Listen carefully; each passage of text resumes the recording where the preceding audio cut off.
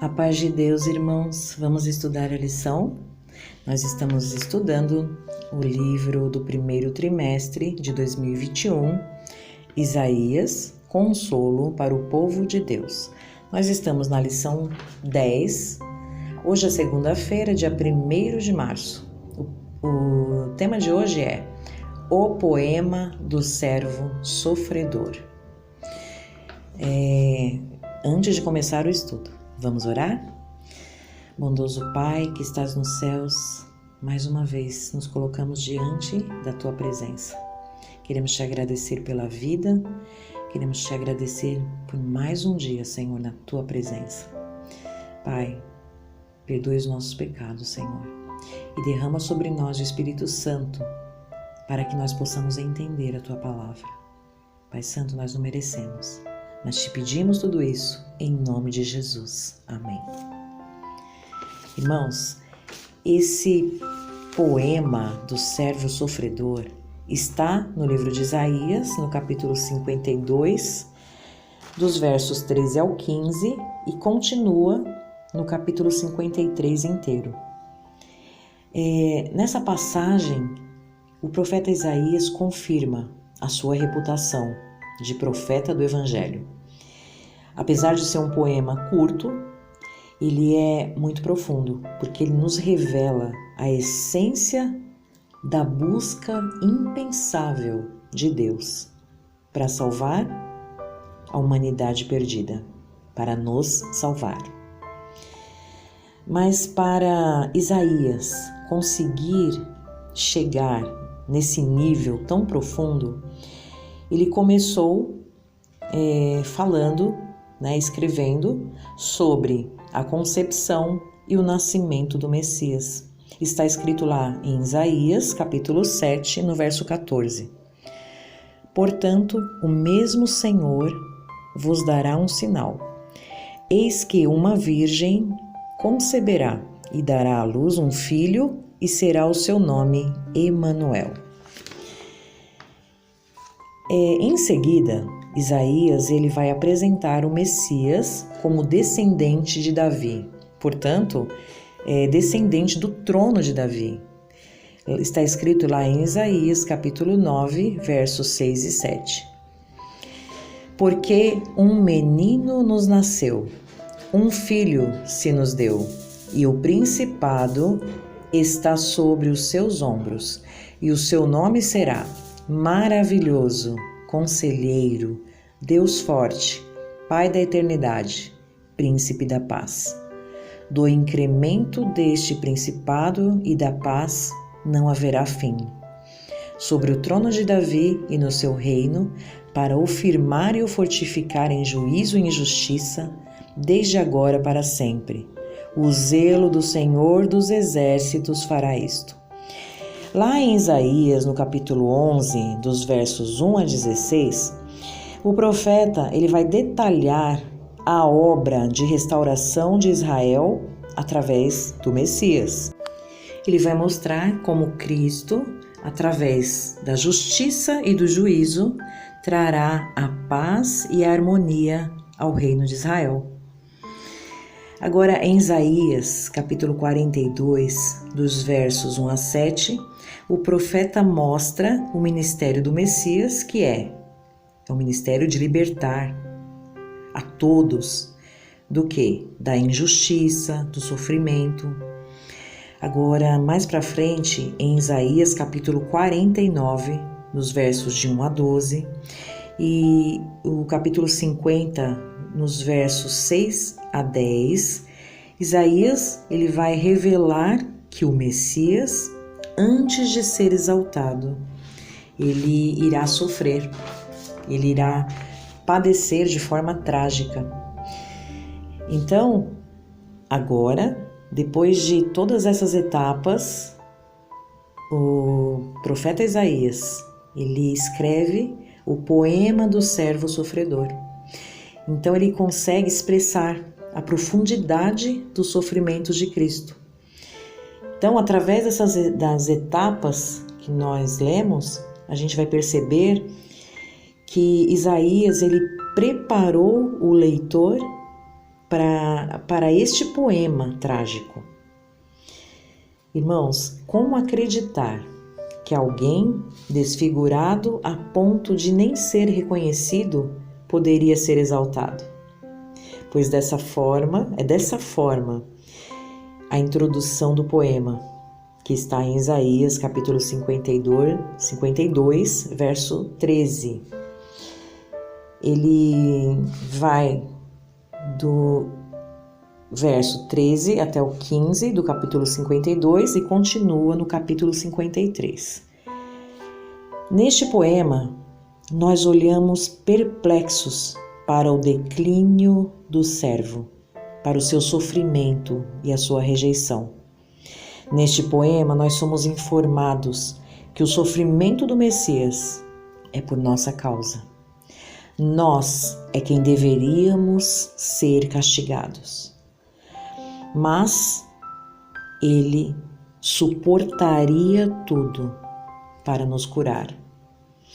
Então nós continuamos, através desse poema, a assistir o declínio do servo, que chega até a sua morte.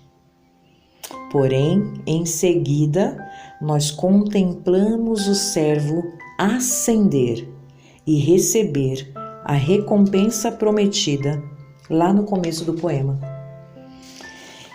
E então, o profeta ele vai explicar que essa era a vontade do Pai, que todo esse processo de sofrimento do servo era a vontade do Pai, porque era um plano, era o propósito de restauração da humanidade. Vamos ler, irmãos? Se você quiser, abra sua Bíblia e acompanhe comigo o poema do servo sofredor. Isaías capítulo 52, a partir do verso 13. Eis que o meu servo operará com prudência, será engrandecido e elevado, e muito sublime. Como pasmaram muitos à vista dele, pois o seu parecer estava tão desfigurado, mais do que o de outro qualquer, e a sua figura mais do que a dos outros filhos dos homens.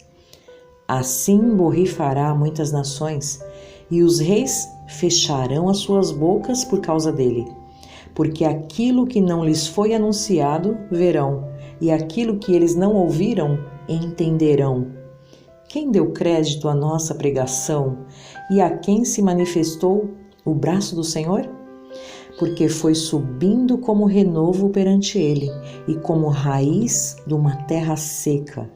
Não tinha parecer nem formosura, e olhando nós para ele, nenhuma beleza víamos, para que o desejássemos.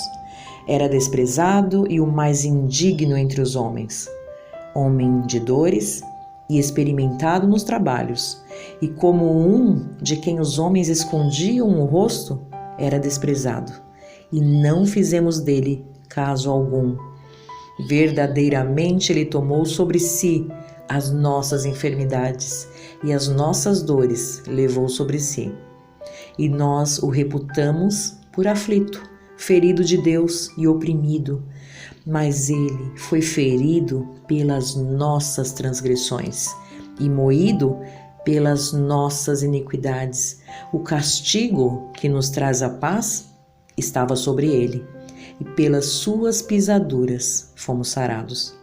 Todos nós andamos desgarrados como ovelhas, cada um se desviava pelo seu caminho, mas o Senhor fez cair sobre ele a iniquidade de todos nós. Ele foi oprimido, mas não abriu a sua boca. Como um cordeiro, foi levado ao matadouro, e como a ovelha muda perante os seus tosqueadores, ele não abriu a sua boca. Da opressão e do juízo foi tirado. E quem contará o tempo da sua vida? Porquanto foi cortado da terra dos viventes. Pela transgressão do meu povo foi ele atingido. E puseram a sua sepultura com os ímpios e com o rico na sua morte. Porquanto nunca fez injustiça, nem houve engano na sua boca.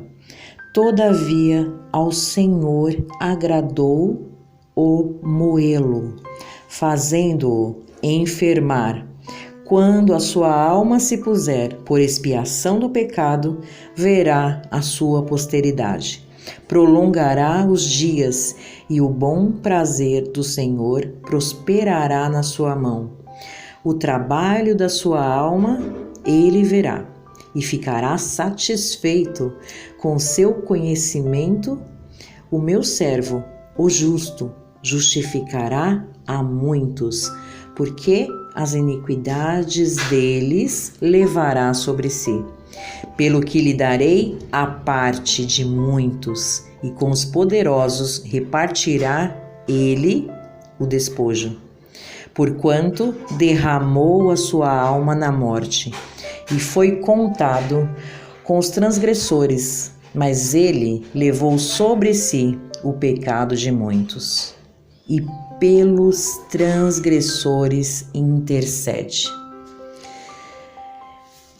Glória a Deus, né? Louvado seja Deus. Que poema profundo.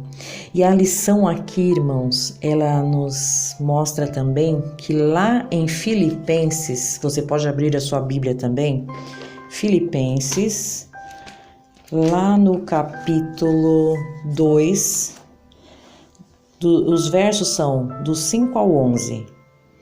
Nós vamos ter um paralelo, uma confirmação desse poema que foi lido agora.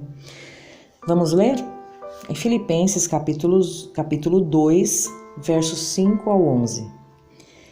De sorte que haja em vós o mesmo sentimento que houve também em Cristo Jesus, que, sendo em forma de Deus, não teve por usurpação ser igual a Deus, mas aniquilou-se a si mesmo, tomando a forma de servo, fazendo-se semelhante aos homens, e achado na forma de homem, humilhou-se a si mesmo, sendo obediente até a morte, e morte de cruz. Pelo que também Deus o exaltou soberanamente e lhe deu um nome, que é sobre todo nome, para que ao nome de Jesus se dobre todo o joelho dos que estão nos céus, na terra e debaixo da terra, e toda língua confesse que Jesus Cristo é o Senhor, para a glória de Deus Pai. Irmãos, que incrível, né? Porque nós lemos agora esse texto em Filipenses, né, escrito pelo apóstolo Paulo, e nós vemos como há uma harmonia, né, na Bíblia.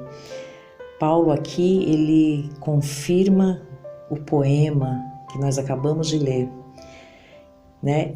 O poema foi escrito por Isaías, né, há séculos antes do nascimento do Messias. Nós vemos então o Paulo, né, o discípulo Paulo, depois de Cristo, né, ele não foi um discípulo, não conheceu a Jesus em vida, mas nós vemos a profecia que foi dada a Isaías sendo confirmada por Paulo. Não é maravilhoso? Que harmonia! Louvado seja Deus!